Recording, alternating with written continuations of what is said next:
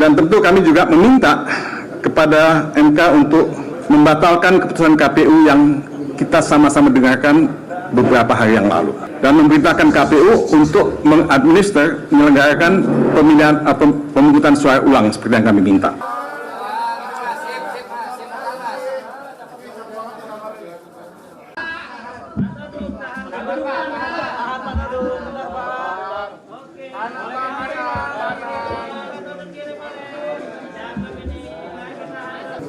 Semacam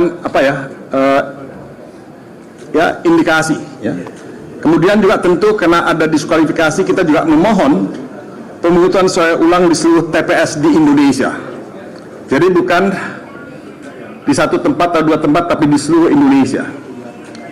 Dan tentu kami juga meminta kepada MK untuk membatalkan keputusan KPU yang kita sama-sama dengarkan beberapa hari yang lalu, dan memerintahkan KPU untuk menyelenggarakan pemilihan pemungutan suara ulang seperti yang kami minta.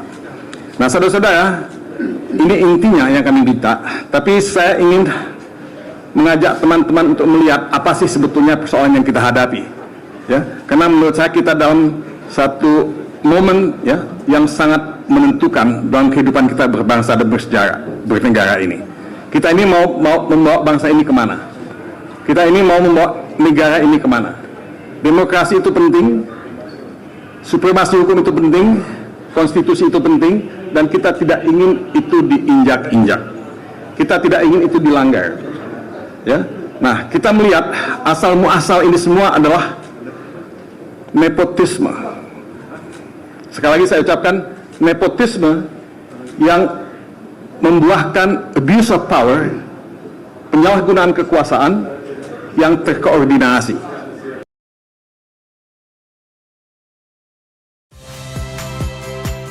Saya Niluh Puspa. Saksikan program-program Kompas TV melalui siaran digital, pay TV, dan media streaming lainnya. Kompas TV, independen, terpercaya.